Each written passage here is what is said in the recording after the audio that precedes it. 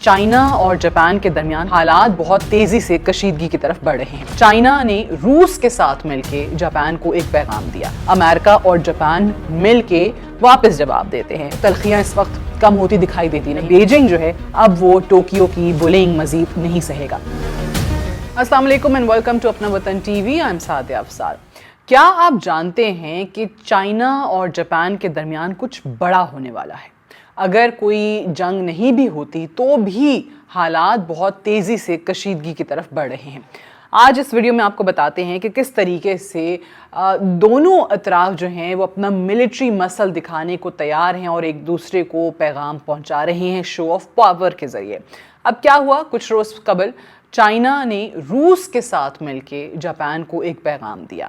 کیا ہوا تھا کہ چینی جہازوں نے اور روسی جہازوں نے جاپان کے فضائی اور سمندری حدود کے قریب، ناٹ آبویسلی ان کے اپنے ملک کے اوپر یا ان کی اپنی ایئر اسپیس میں، بٹ اس کے بہت قریب پہنچ کے ایک اپنی پاور دکھائی، شو آف پاور ہمیں نظر آتا ہے۔ اور پھر پیغام اس میں کیا تھا کہ ہم مل کے کسی بھی ایسی جارحیت کا مقابلہ کرنے کو تیار ہیں جو ہمارے خلاف ہوگی، اور ہر طریقے سے عسکری طور پہ ہماری تیاری مکمل ہے۔ اچھا، روس کے دو ایسے جہاز جو کہ اوبیسلی جس پہ نیوکلیئر کیپیبلٹیز موجود ہیں، جو جوہری صلاحیت رکھتے ہیں، یہ دو فائٹر جیٹس جن کو TU-95 کہا جاتا ہے، یہ دو اس میں شامل تھے، اور چائنا کے دو H-6 بامبرز جو ہیں وہ شامل تھے۔ اب یہ دو روسی جہاز اور دو چائنیز بامبرز، انہوں نے مل کے جاپان کی فضائی حدود کے قریب سی آف جاپان سے لے کے ایسٹ چائنا سی تک ایک لمبی مشترکہ پرواز کی۔ ایک آپ کو نظر آتا ہے کہ چار جہاز ہیں، دو روسی ہیں اور دو چینی ہیں، اور وہ فلائی کر رہے ہیں جاپان کے بالکل قریب۔ اچھا، اب یہ چار جہازوں کی مشترکہ پرواز جاری ہے۔ اب ایسے میں درمیان میں آپ کو چائنا کے 4 J-16 فائٹر جیٹس بھی نظر آ جاتے ہیں، اور وہ بھی ان چار جہازوں کو جوائن کر لیتے ہیں۔ اب یہ جو باقی چائنیز J-16 آئے ہیں، یہ جاپان کے میاکو آئی لینڈ ہے اور اوکیناوا آئی لینڈ ہے۔ ان دو جزیروں کی، ان دو آئی لینڈز کی درمیان کی ایک جگہ ہے جس کو میاکو اسٹریٹ کہا جاتا ہے۔ یہ چاروں جہاز وہاں سے پرواز کرتے ہوئے آتے ہیں، اور پہلے کے جو چار جہاز ہیں جن کا میں نے آپ کو بتایا اس کو جوائن کر لیتے ہیں۔ اب میاکو اسٹریٹ ان دونوں جزائر کے درمیان کی جگہ ہے، اور اگر آپ انٹرنیشنل لاز کو دیکھیں تو اس کے مطابق یہ انٹرنیشنل واٹرز کہلائے جاتے ہیں۔ انٹرنیشنل واٹرز کا درجہ جو ہے وہ اس جگہ کو حاصل ہے، یعنی کہ اس پہ کسی ایک ملک کی کوئی رائٹ نہیں ہے، کوئی حق نہیں ہے، اور یہ عالمی طور پہ بین الاقوامی واٹرز جو ہیں وہ ان کو کہا جاتا ہے۔ اب یہ چینی جہازوں کے اس طریقے سے پرواز روسی جہازوں کے ساتھ مل کے یہ جاپان کو ایک پیغام تھا۔ اچھا، پھر بدلے میں کیا ہوا؟ جاپان بھی ظاہر ہے وہ خاموش بیٹھنے والا نہیں تھا، اور جاپان کے ساتھ فوری طور پہ جو سب سے بڑا اس کا حمایتی ہے وہ بھی آ گیا اپنے اتحادی کی مدد کے لیے، اور وہ امریکہ ہے۔ اور پھر امریکہ اور جاپان مل کے واپس جواب دیتے ہیں۔ کیا جواب دیتے ہیں؟ کیا پیغام دیتے ہیں کہ جی ہم پہ اگر کوئی حملہ ہوا تو ہم ساتھ ہیں، ہم کوئی کارروائی چائنا کے خلاف یا روس کے خلاف اگر کرنی پڑی تو اس سے دریغ نہیں کریں گے، ہم بھی طاقت کا جواب طاقت سے دینا جانتے ہیں۔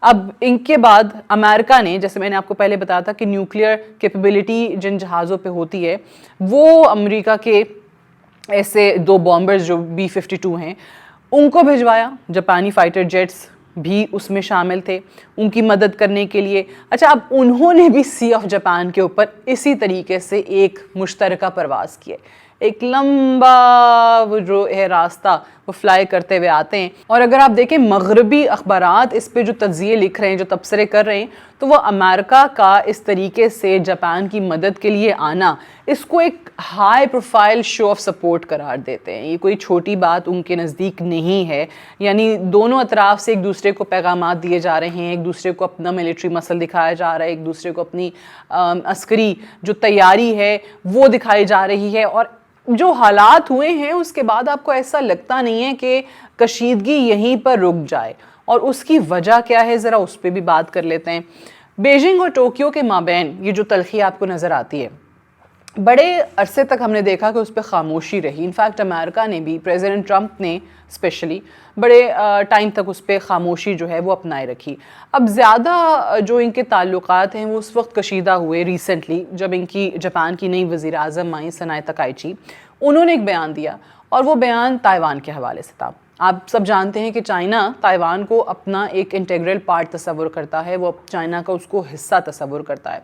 अब उन्होंने कहा कि जापान ताइवान के ख़िलाफ़ कोई भी चीनी फ़ौजी कार्रवाई होती है तो उसका जवाब देगा।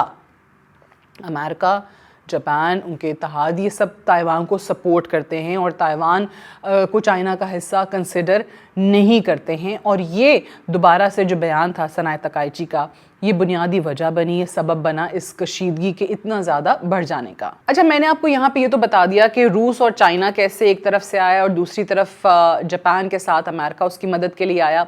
लेकिन यहाँ पे असल सवाल ये है कि वॉशिंगटन क्या वाकई टोक्यो की मदद कर सकता है या करना चाहता है? अगर कोई कल ऐसा मामला खड़ा होता है, कोई ऐसी जंगी सूरत हाल बनती है, तो वॉशिंगटन कब तक जापान का साथ देगा? जो अभी प्रेसिडेंट ट्रंप की नई यूएस की नेशनल सिक्योरिटी स्ट्रैटेजी 2025 सामने आई है, अगर आप उसको देखें तो उसमें बहुत ज़्यादा तब्दीलियां हैं। उसमें जो पिछले 80 सालों से, 8 दहाइयों से अमेरिका जिस चीज़ को अपने दुश्मन के तौर पे, एक पॉलिसी के तौर पे सामने रखता आया है, वो तब्दील हो गई। मैं चाइना की बात कर रही हूँ। अब उस पॉलिसी के अंदर China is no longer an enemy. China एक कंपैटिटर है, एक ऐसा आपके मद्दे मुकाबिल मुल्क जिससे आपने कम्पीट करना है इकोनॉमी में, टेक्नोलॉजी में और बाकी तमाम एरियाज़ में। लेकिन चाइना आपका दुश्मन मुल्क नहीं है। ये उस पॉलिसी के अंदर कहा गया है कि चाइना हमारे लिए अब थ्रेट नहीं है, अमरीकी मुफादात के लिए भी थ्रेट नहीं है। अच्छा, मॉस्को को देख लें तो मॉस्को के हवाले से कोई इसमें बात नहीं है। प्रेसिडेंट ट्रंप का एक अपना ताल्लुक़ है प्रेसिडेंट पुतिन के साथ, जिसका वो इजहार अक्सर करते रहते हैं। इस नेशनल सिक्योरिटी पॉलिसी से बहुत खुश हुआ है रूस, चाइना भी बहुत खुश हुआ है। अब ताइवान के हवाले से हाँ, अलबत्ता पॉलिसी के अंदर ये ज़रूर है कि अमेरिका ताइवान के इशू पर अपनी डिटेरेंस जो है वो कायम रखेगा, लेकिन इससे ये ज़ाहिर नहीं होता कि इस मामले पे भी वो जापान का साथ देगा। एक स्टेटमेंट है ताइवान को लेके, एक उनका एक यूएस का ट्रेडिशनल स्टैंस है, उसी को मेंटेन रखा है। बट क्या प्रैक्टिकल सपोर्ट भी मिलेगी, उसका कहीं पर जिक्र नहीं है जापान को इस ज़मन में। देखें, जापान अमेरिका का इत्तेहादी ज़रूर है, लेकिन इस वक्त प्रेसिडेंट ट्रंप, यूएस, ये सब जानते हैं कि अमेरिका के बहुत से मुफादात चाइना के साथ अच्छे ताल्लुकात से जुड़े हैं। और यही वजह है कि प्रेसिडेंट ट्रंप और जब प्रेसिडेंट शी जिनपिंग की मुलाकात हुई थी तो उसमें बहुत ज़्यादा चीज़ें प्रेसिडेंट ट्रंप ने मानी थी चाइना की। इनफैक्ट अगर ये कहा जाए कि चाइना जो कुछ कह रहा था वो सब प्रेसिडेंट ट्रंप ने माना था, तो वो गलत नहीं होगा। रेयर अर्थ मिनरल्स का देख लीजिए, प्रेसिडेंट ट्रंप जानते हैं कि हमें चाइना के रेयर अर्थ मिनरल्स की ज़रूरत है, तो वो चाइना से क्यों बिगाड़ पैदा करेंगे।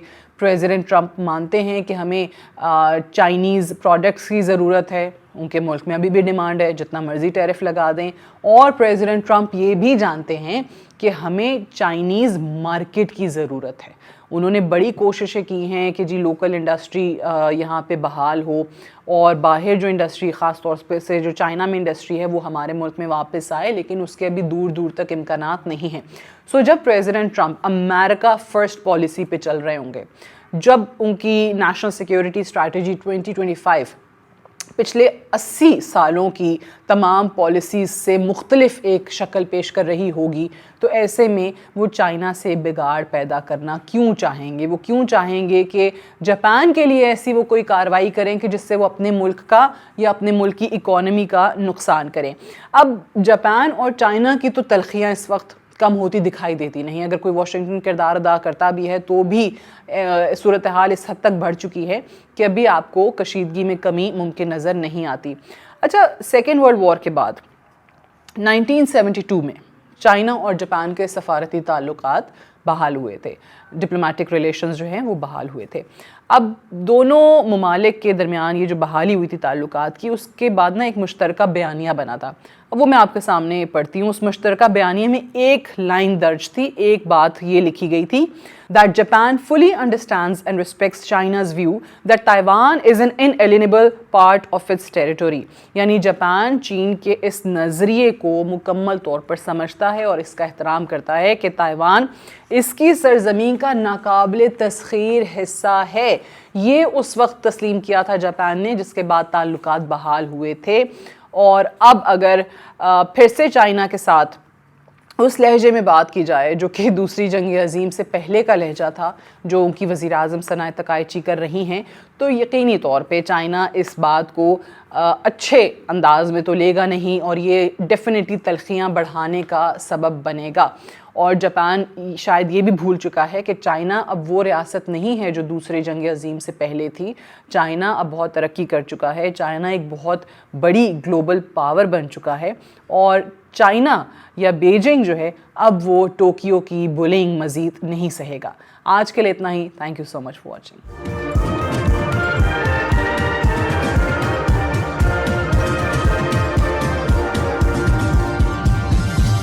You are watching Apna Watan.